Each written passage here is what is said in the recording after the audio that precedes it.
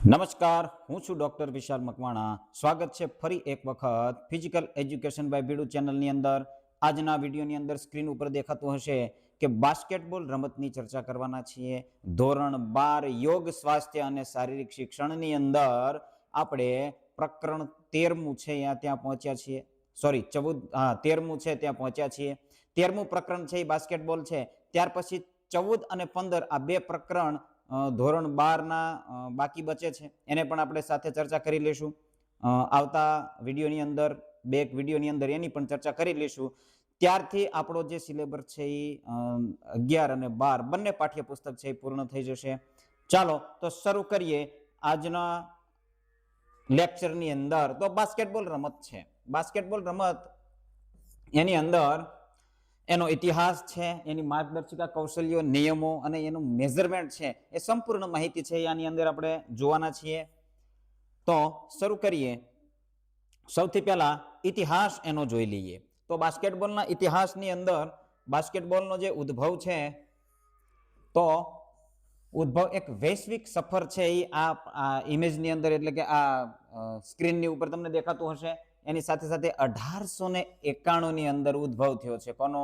Basketball રમતનો ક્યારે ઉદ્ભવ થયો છે? 1891ની અંદર એનો ઉદ્ભવ થયેલો છે. કોઈને ક્યાં થયો છે? તો અમેરિકાની અંદર થયો છે. ક્યાં થયો છે? અમેરિકાની અંદર એનો ઉદ્ભવ થયો છે. અને કોણે કર્યો છે? તો ડોક્ટર જેમ્સ નેસ્મિથ નામના વ્યક્તિ છે, જેણે બાસ્કેટબોલની શોધ કરી અથવા તો એની રચના કરી, આવું કહી શકાય. એના દ્વારા સ્પ્રિંગફિલ્ડ ટ્રેનિંગ કોલેજ, કઈ જગ્યાએ? તો સ્પ્રિંગફિલ્ડ ટ્રેનિંગ કોલેજ છે. આ દરેક શબ્દ છે એ તમારે નોટ કરી લેવાના છે, એની અંદરથી પ્રશ્ન પૂછાઈ શકે છે. તો સ્પ્રિંગફિલ્ડ ટ્રેનિંગ કોલેજ છે એની અંદર ડોક્ટર જેમ્સ નેસ્મિથે અમેરિકાની અંદર 1891ની અંદર આ રમતની શરૂઆત કરી. હવે આ રમત છે એની શરૂઆત છે જો આવી અત્યારે આધુનિક જે રમત આપણે જોઈએ છે એની અંદર રિંગ લગાવેલી હોય છે અને એની નીચે જાળી હોય છે. તો જાળીમાં શું છે? બોલ ઉપરથી જાય છે અને નીચેથી પડી જાય છે, પાછો આવી જાય છે. તો એવી રીતે શરૂઆતની જે રમત હતી એની અંદર એક બાસ્કેટ હતું, ટોપલી, એક ટોપલી રાખવામાં આવતી હતી. આની અંદર બોલ છે એને એની અંદર નાખવામાં આવતો હતો. ત્યારે શું થતું હતું? આ ટોપલીની અંદર પછી પાછું ઉપર ચડી અને એ બોલ છે વળી પાછો એની અંદરથી કાઢીને ફરી રમત શરૂ થતી હતી. આવી રીતે રમતની અંદર વિઘ્નો આવતા હતા. એટલે સમય જતા એની અંદર સુધારો આવ્યો અને એ રિંગ આવી ગઈ અને એ રિંગની અંદરથી બોલ પાછો આવી જાય અને અહીંયાથી પછી તરત તાત્કાલિક રમત શરૂ થઈ જાય છે. એવી જ રીતે 1932ની અંદર આંતરરાષ્ટ્રીય વિકાસ થયો છે. 1932ની અંદર આંતરરાષ્ટ્રીય બાસ્કેટબોલ ફેડરેશન, એટલે કે ફીબા, જો આ શબ્દ યાદ રાખવાનો છે. ફીબા કોનું ફેડરેશન છે અથવા કયા ફેડરેશનને ફીબા તરીકે ઓળખવામાં આવે છે? તો ફેડરેશન ઓફ ઇન્ટરનેશનલ બાસ્કેટબોલ એસોસિએશનની સ્થાપના 1932ની અંદર કરવામાં આવેલી છે. હવે 1932ની અંદર આ આંતરરાષ્ટ્રીય બાસ્કેટબોલ ફેડરેશનની સ્થાપના થઈ. ત્યારબાદ 1936ની અંદર ઓલિમ્પિકની અંદર આ રમત છે બાસ્કેટબોલ, એને સામેલ કરવામાં આવી. ક્યારે? 1936 આ ઓલિમ્પિક ક્યાં યોજાયો? બર્લિન ઓલિમ્પિક, બર્લિન જર્મનીની અંદર આ ઓલિમ્પિક યોજાયો હતો અને એની અંદર આ રમત બાસ્કેટબોલ છે એને સામેલ કરવામાં આવી. ત્યારબાદ ભારતની અંદર 1950માં ભારતમાં આગમન થયું આ રમતનું, બાસ્કેટબોલની રમતનું. ભારતની અંદર આગમન ક્યારે થયું? 1950ની અંદર. બાસ્કેટબોલ ફેડરેશન ઓફ ઇન્ડિયાની સ્થાપના 1950ની અંદર થઈ. ક્યારે થયું? 1950માં બાસ્કેટબોલ ફેડરેશન ઓફ ઇન્ડિયાની સ્થાપના થઈ. ડેટ ખાસ યાદ રાખવાની છે. તો આવી રીતે આ રમતની શરૂઆત થયેલી છે અને અહીંયા એક ડેટ જે છે 1936નો ઓલિમ્પિક છે, એની સાથે સાથે 1976 છે એના ઓલિમ્પિકની અંદર બહેનો માટે, એટલે કે મહિલાઓ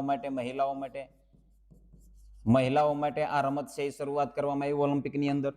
તો આ પણ એક ઇતિહાસ છે, સાથે સાથે મુદ્દો છે. તો હવે આ સ્ક્રીનની અંદર આપણને દેખાય છે કે આખું મેદાન છે એનું મેઝરમેન્ટ તમને જોવા મળે છે. આખું મેદાન છે, તો મેદાનની લંબાઈ જે છે એ 28 મીટર હોય છે. કેટલી હોય છે?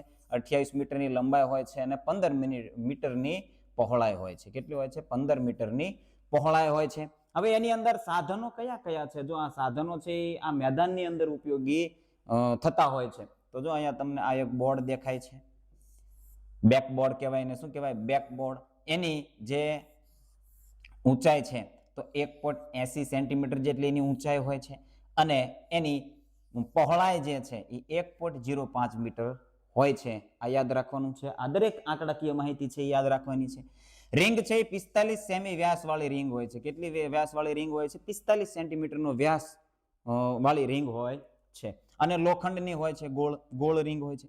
ચલો, દડો બોલ છે તેનો વજન ખાસ યાદ રાખવાનો છે 600 થી 650 ગ્રામ અને તેનો પરિઘ છે એ 75 થી 78 સેન્ટીમીટરનો એનો પરિઘ હોવો જોઈએ. બાસ્કેટબોલની રમતનો જે બાસ્કેટબોલ પ્રમાણભૂત બાસ્કેટબોલ છે એનું વજન કેટલું હોવું જોઈએ? 600 થી 650 ગ્રામ અને એનો પરિઘ એટલે કે આ પરિઘ કહેવાય. જો અહીંથી આ આખા બોલ ફરતે ફરતે આખું એક પટ્ટીથી માપ લઈએ તો એ પરિઘ કહેવાય છે. તો 75 થી 78 સેન્ટીમીટરનો એનો પરિઘ હોય છે.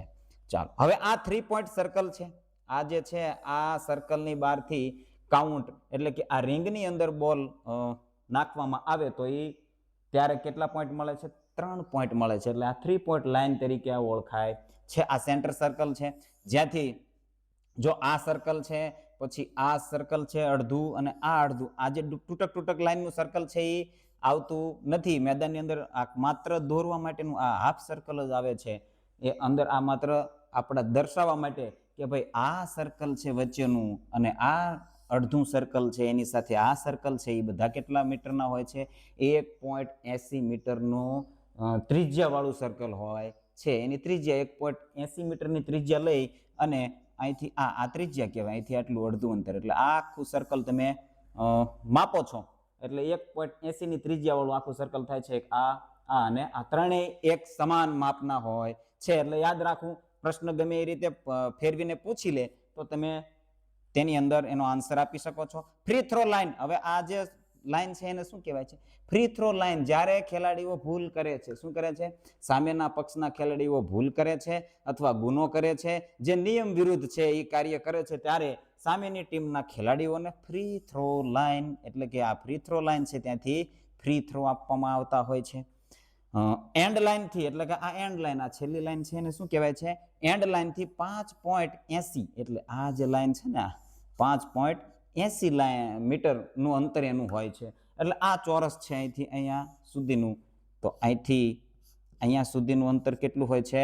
5.80 સેન્ટીમીટર. ચાલો, ત્યારબાદ હવે જે આની અંદર આ જે અંકુશિત પ્રદેશો છે, જે 3 સેકન્ડનો નિયમ ને આ દરેક આપણે છે એ નિયમોની અંદર આપણે ચર્ચા કરીશું. તો અત્યારે આપણે લાંબી ચર્ચા કરીશું નહીં. હવે જે આવે છે ખેલાડીઓ, રમતનો સમયગાળો શું છે અને એની અંદર ખેલાડીઓ જે આવે છે, કેટલા ખેલાડીઓ રમે છે, કેટલા ખેલાડીઓની ટીમ હોય છે, આવા દરેક પ્રશ્નો છે એવા પૂછાતા હોય છે દરેક રમતોની અંદરથી. તો બાસ્કેટબોલના પણ પૂછાઈ શકે છે. તો આની અંદર કુલ ખેલાડીઓ 12 હોય છે. કેટલા હોય છે? 12 ખેલાડીઓ હોય છે. અને મેદાનની અંદર કેટલા ખેલાડીઓ રમે છે? માત્ર 5 ખેલાડીઓ રમે છે. કેટલા ખેલાડીઓ રમે છે? 5 ખેલાડીઓ. અને 7 જે ખેલાડીઓ બચે છે એને અવેજી ખેલાડીઓ કહેવાય છે અથવા તો સબસ્ટિટ્યુટેડ પ્લેયર કહેવાય છે. ચાલો, ત્યારબાદ ક્વાર્ટર. તો એક ક્વાર્ટર છે એ 10 મિનિટનો હોય છે. પછી ફરીથી એક 10 મિનિટનો 2 મિનિટના વિરામની બાદ અહીંયા કેટલો 2 મિનિટનો વિરામ આવે છે. ત્યારબાદ 10 પછી હાફ ટાઈમ આવે છે. કેટલી મિનિટનો? 15 મિનિટનો હાફ ટાઈમ આવે છે. ત્યાર પછી ફરીથી 10, અહીંયા 2 મિનિટનો વિરામ અને ફરીથી 10. હવે આવી રીતે આખો 4 હાફની અંદર આ બાસ્કેટબોલની રમત છે એ રમાતી હોય છે. 10 મિનિટ પહેલા રમાય છે રમત અને ત્યારબાદ 2 મિનિટનો બ્રેક આપવામાં આવે છે. પછી ફરીથી 10 મિનિટની રમત રમાડવામાં આવે છે. પછી 15 મિનિટનો બ્રેક આપવામાં આવે છે. ફરીથી 10 મિનિટ, પછી 2 મિનિટનો બ્રેક ને ફરીથી 10 મિનિટનો રમત રમાય છે. ત્યારબાદ અંતે જે ટીમના પોઈન્ટ વધારે હોય છે તે ટીમ શું થાય છે? વિજેતા થતી હોય છે. ચાલો, હવે જો અહીંયા 5 ખેલાડીઓ આપણને રમતા દેખાડ્યા છે. આની અંદર 6 છે પરંતુ એક ડિફેન્ડર છે. તો આવી રીતે બીજા ખેલાડીઓ છે અવેજી હોય છે અને અવેજીકરણ કેટલી વખત કરવામાં આવે છે અને આપણે આગળ જોવાના છીએ. હવે કૌશલ્યો છે સૌથી મહત્વનું અને બાસ્કેટબોલ રમતની અંદર ઉપયોગી એવું કૌશલ્ય પાસિંગ છે. શું છે? પાસિંગના કેટલા પ્રકાર છે અહીંયા તમે જોઈ શકો છો. 2 હેન્ડ ઓવરહેડ પાસ. ઓવરહેડ એટલે હેડ ઉપરથી, માથાના ઉપરથી પાસ કરવામાં આવે છે. 2 હેન્ડ ઓવરહેડ પાસ. હવે આ બાસ્કેટબોલનો પાસ છે એ જો ટુ હેન્ડ આવશે, બે હાથે બોલ પકડી અને પાસ કરવાનો હોય છે. તો ટુ હેન્ડ ચેસ્ટ પાસ એટલે આ ટુ હેન્ડ બે હાથ દ્વારા ચેસ્ટ સામેના ખેલાડીને ક્યાં બોલ પહોંચવો જોઈએ, ચેસ્ટ એટલે કે છાતીના ભાગે બોલ જાય છે એને શું કહેવાય છે, ટુ હેન્ડ ચેસ્ટ પાસ કહેવાય છે. ટુ હેન્ડ બાઉન્સ પાસ એટલે ટપ્પો પાડી અને પાસ કરવાનો છે. ડિફેન્ડર છે અને ડિફેન્ડરને ચકમો આપી અને બાઉન્સ પાસ તરીકે પણ તમે આપણા ખેલાડીને પાસ આપી શકો છો, તો એને બાઉન્સ પાસ કહેવાય છે. Two hand bounce pass. One hand underhand pass. હવે one hand underhand pass direct underhand એટલે કે નીચેથી કમરની નીચેથી હાથ જાય છે અને આપણા ખેલાડીઓને ડ્રિબલ કરતા કરતા અચાનક જ પાસ આપી દેતા હોય છે. જે ડિફેન્ડર ખેલાડીઓ છે એને ચકમો આપી અને પાસ આપી દેતા હોય છે એને શું કહેવાય છે, વન હેન્ડ અંડરહેન્ડ પાસ કહેવાય છે. તો આવા કેટલાક પાસિંગના કૌશલ્ય છે. હવે જે આવે છે એના પછીનું એક મૂળભૂત કૌશલ્ય છે ડ્રિબલિંગ.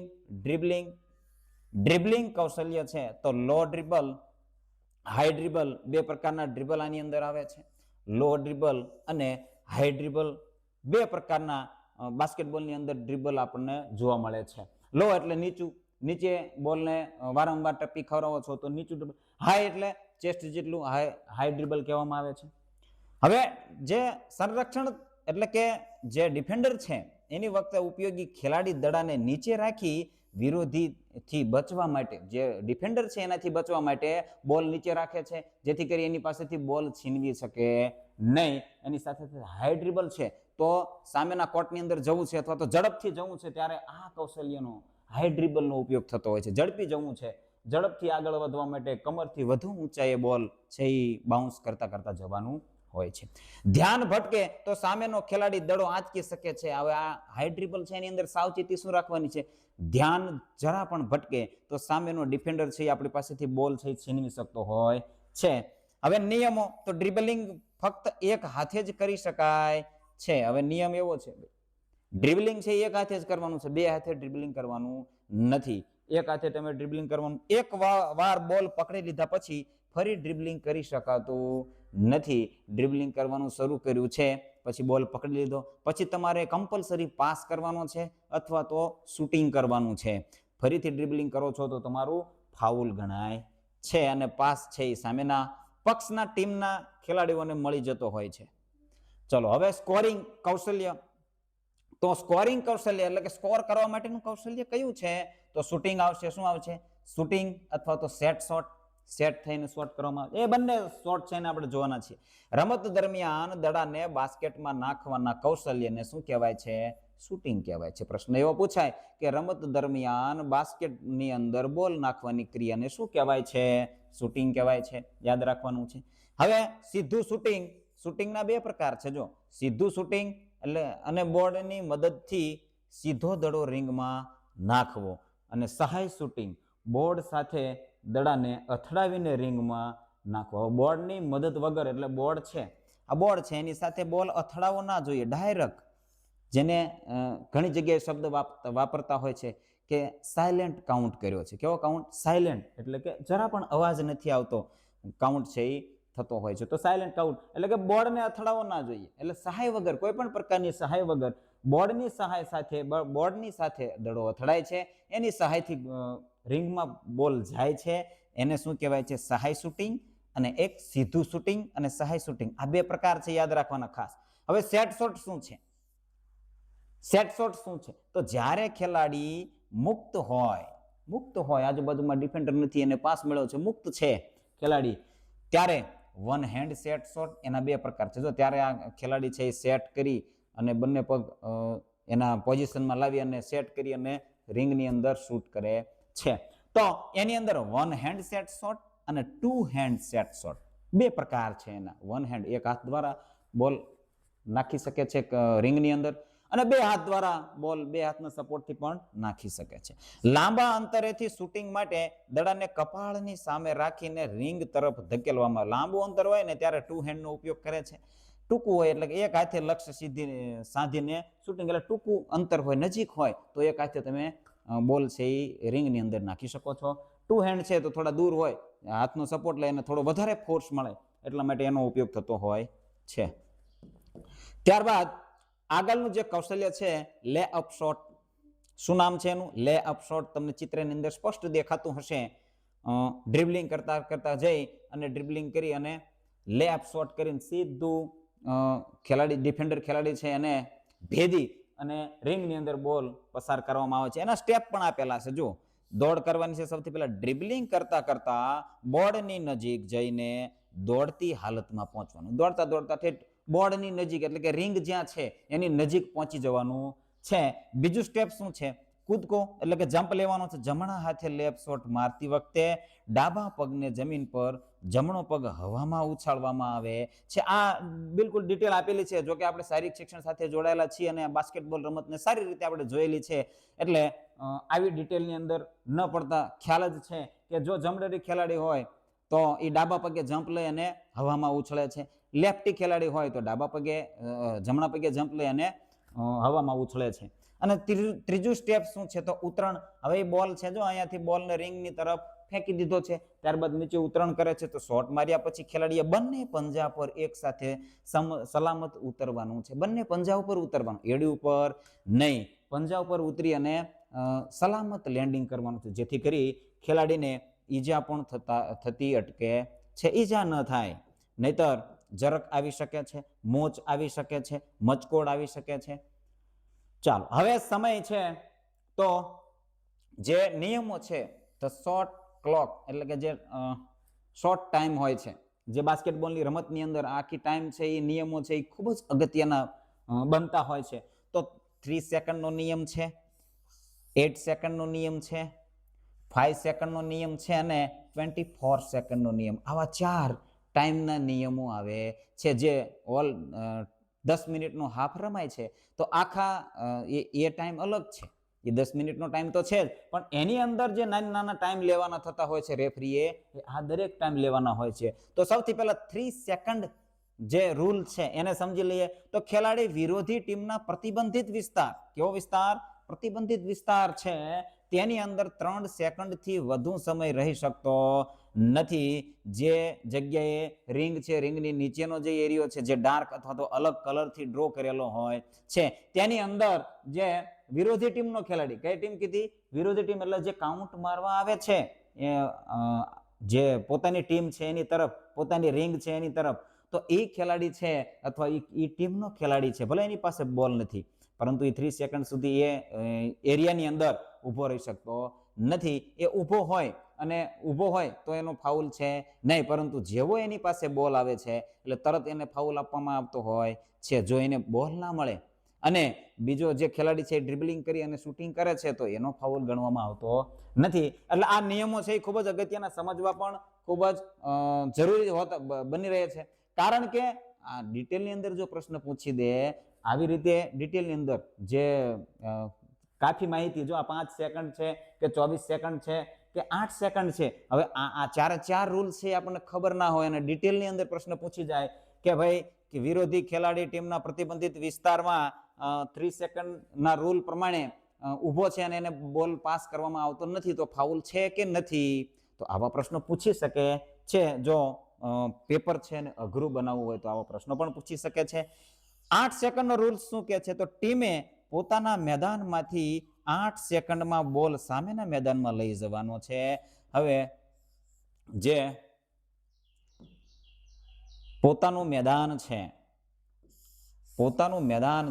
ધારો કે અહીંયા, તો અહીંયા બોલ પાસ કંટ્રોલમાં આ મેદાનની ટીમ છે, એને કંટ્રોલમાં બોલ આવી ગયો છે, તો અહીંયાથી આ જે સેન્ટર લાઈન છે અહીંયાથી સામેના કોર્ટની અંદર 8 સેકન્ડની અંદર બોલને પહોંચાડી દેવાનો છે અને બોલ લઈને અથવા તો બોલ લઈને ડ્રિબલિંગ કરીને જતું રહેવાનું છે, નહીતર પછી ઓટોમેટિકલી ફોલ્ટ 8 સેકન્ડ ફોલ્ટથી સામેની ટીમના ખેલાડીઓને પાસ મળી જતો હોય છે.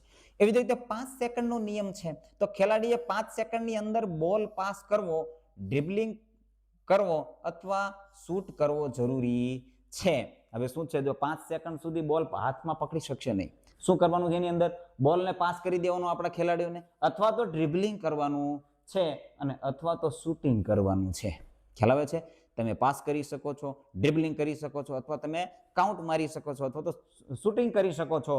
5 સેકન્ડ સુધી એક ધારો બોલ તમારે પકડવાનો નથી. બોલ તમે એક ધારો પકડો છો તો તમારો ફાઉલ ગણવામાં આવે છે. 24 સેકન્ડનો નિયમ શું કહે છે? તો કે બોલને કબજો મેળવ્યા પછી, એટલે કે બોલ આપણા કંટ્રોલમાં આવ્યા પછી 24 સેકન્ડની અંદર બાસ્કેટ પર શૂટિંગ કરવાનું ફરજિયાત છે. ખ્યાલ આવે છે? જો આ 24 સેકન્ડનો નિયમ છે. રમતને ઝડપી બનાવવા માટે આ દરેક નિયમો છે એ બનાવવામાં આવેલા છે. તો 24 સેકન્ડનો નિયમ છે. બોલ ગમે ટીમની કંટ્રોલની અંદર આવી ગયો છે તો ત્યારબાદ છે 24 સેકન્ડની અંદર બોલ છે એ સામેના મેદાનની અંદર 8 સેકન્ડની અંદર લઈ જવાનો છે. એ રૂલ્સ પણ ત્યાં કામ કરે છે. અને 24 સેકન્ડની અંદર છે એ શૂટિંગ કરવું ફરજિયાત છે. એક વખત તમારે શૂટિંગ પ્રયાસ કરવાનો છે. ભલે કાઉન્ટ જાય ન જાય અલગ વસ્તુ, પરંતુ પ્રયાસ કરવો ફરજિયાત છે. ત્યારે પ્રયાસ તમે કરો છો એટલે તમારી સેકન્ડ છે અહીંયાથી ફરીથી શરૂ થતી હોય છે. ચાલો, ફાઉલ અને પેનલ્ટી. હવે પેનલ્ટી મળતી હોય છે, ફ્રી થ્રો મળતા હોય છે, ફાઉલ કરતા હોય છે ખેલાડીઓ. ચલો, આ કલર પણ થોડો રેડ જ રાખીએ. ચલો, હવે મર્યાદાઓ અને શિક્ષા છે. તો વ્યક્તિગત ભૂલ હોય છે આ રમતની અંદર. શું હોય છે? વ્યક્તિગત ભૂલ હોય છે.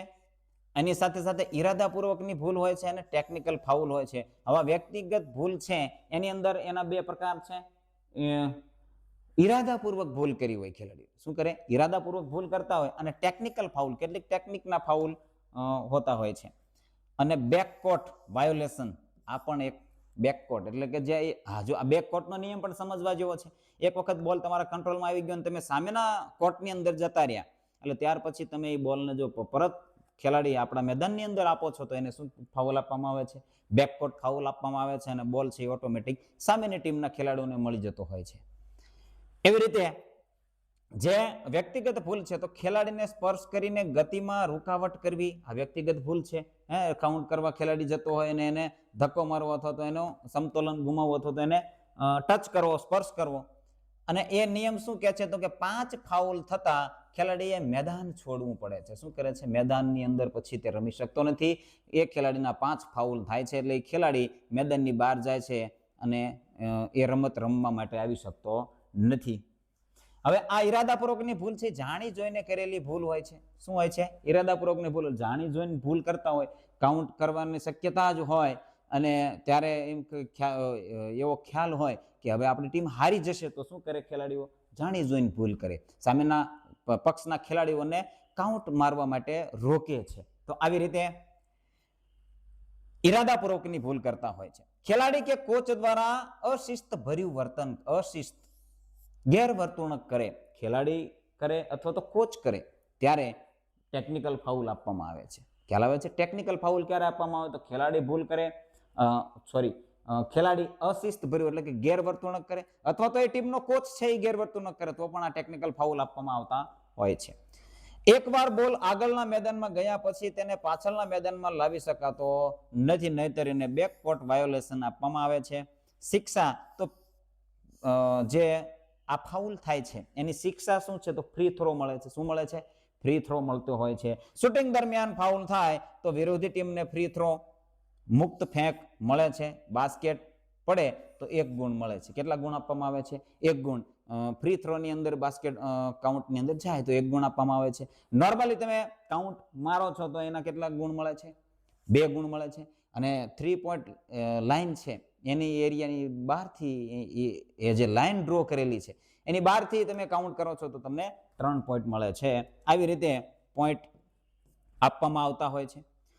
હવે જે આવે છે વ્યક્તિગત અને ટીમ મહાવરો કઈ રીતે કરવો, આવું આપણા પાઠ્યપુસ્તકની અંદર સરસ મજાનું ડિટેલમાં આપેલું છે. કારણ કે જે શારીરિક શિક્ષણ ભણાવતા શિક્ષકો હોય છે એમના માટે ખૂબ જ ઉપયોગી, જે 11-12 ની અંદર ભણાવે છે. તો બાસ્કેટબોલ રમત છે, હવે જો એને વ્યક્તિગત રીતે કઈ રીતે મહાવરો કરાવવો ખેલાડીને, અને આખા ટીમની પ્રેક્ટિસ કઈ રીતે કરાવી, તો આવું સરસ મજાનું ડિટેલ માહિતી આપેલી છે. એને તમે પાઠ્યપુસ્તક આપણે ગ્રુપની અંદર મોકલેલું જ છે અને જોઈ શકો છો. તો સૌથી પહેલું છે ડ્રિબલિંગ. ધીમે અને ઝડપી ગતિએ પ્રેક્ટિસ કરાવી શકાય છે ડ્રિબલને, અને ધીરે ધીરે એની અંદર કંટ્રોલ આવતો હોય છે. શૂટિંગ કરવાની પ્રેક્ટિસ કરાવી શકો છો મેદાનમાં અલગ અલગ ખૂણેથી, દરેક જગ્યાએથી જે રિંગ છે એની ફરતે ફરતે દરેક જગ્યાએથી દરેક કોર્નરથી તમે શૂટિંગ કરાવી અને પ્રેક્ટિસ કરાવી શકો છો. ફ્રી થ્રોની પ્રેક્ટિસ કરાવી શકો છો. બોર્ડ સામે નક્કી કરેલ એરિયો છે એ દોરેલો છે એની સામે જઈને ફ્રી થ્રોની પ્રેક્ટિસ કરાવી શકો છો. આ દરેક પ્રેક્ટિસ છે એ સ્પર્ધા દરમિયાન અથવા તો રમત દરમિયાન ઉપયોગી બનતા હોય છે. પરિસ્થિતિ મુજબ મેદાનમાં રમતની વાસ્તવિક પરિસ્થિતિ મુજબ તમે અભ્યાસ કરાવી શકો છો. હાફ કોર્ટની રમત ઘણા રમતા હોય છે, તો હાફ કોર્ટ રમત તમે રમાડી શકો છો એક જ ટીમ હોય તો, અથવા તો તમે આખી રમત છે એ રમાડી શકો છો. ફ્રેન્ડલી રમત જેને કહીએ છીએ, પ્રેક્ટિસ રમત, પ્રેક્ટિસ જે ગેમ છે એ કહીએ છીએ. સમયનું માળખું શું છે? તો શરૂઆતમાં 5-5 મિનિટના 2 અર્ધ સમય, ત્યારબાદ 10-10 મિનિટના અને છેલ્લે 20-20 મિનિટના અર્ધ સમય રાખી શકો છો. હવે આ પ્રેક્ટિસ માટેનું છે. આ અને પેલી ગેમના ટાઈમ સાથે કોઈ કન્ફ્યુઝન કરવાનું નથી. આ સમયનું માળખું છે શેનું છે? ટીમની પ્રેક્ટિસ માટેનો સમય આપેલો છે. શરૂઆતમાં શું 5-5 મિનિટના તમે રમત રમાડો, 5 મિનિટ રમાડો, પછી 2 મિનિટનો બ્રેક આપવાનો, વળી 5 મિનિટ રમાડો, પછી થોડો આરામ કરવા દેવાનો, પછી ફરીથી 10-10 મિનિટના 2 હાફ રમાડો, પછી વળી પાછો થોડો આરામ કરવા દેવાનો, પછી 20-20 મિનિટના 2 હાફ રમાડો. તો આવી રીતે ટીમની પ્રેક્ટિસ થતી હોય છે. સ્પર્ધા કઈ રીતે? તો ટીમમાં આંતરિક સ્પર્ધાઓનું આયોજન કરી શકાય છે. આંતરગૃહ સ્પર્ધા જેને કહેવાય છે. તો એ સ્પર્ધાઓનું આયોજન કરી અને આની અંદર રમતો છે એ ખૂબ જ ખેલાડીઓ છે એ રમતમાં પ્રભુત્વ મેળવતા હોય છે, અનુભવ પણ થતો હોય છે, એની સાથે સાથે એની મેન્ટલ એબિલિટી પણ સ્ટ્રોંગ થતી હોય છે. હવે વિજેતા છે એનો નિર્ણય કઈ રીતે કરવામાં આવે છે? તો 41 જેટલો મિનિટનો સમય છે આ બાસ્કેટબોલનો. અંતે જે ટીમના ગુણ વધારે છે તે ટીમ શું થાય છે? વિજેતા ગણવામાં આવે છે.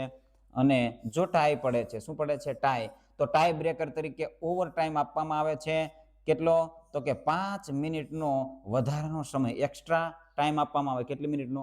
5 મિનિટનો આપવામાં આવે છે. પરિણામ ન આવે ત્યાં સુધી 5-5 મિનિટના વધારાના દાવ સતત રમાડવામાં આવે છે. જ્યાં સુધી પરિણામ ના આવે ત્યાં સુધી 5-5 મિનિટના સતત ટાઈમ આપવાનો છે. 5 મિનિટની ફરી રમત રમાડવાની, ફરી 5 મિનિટની રમત રમાડવાની છે.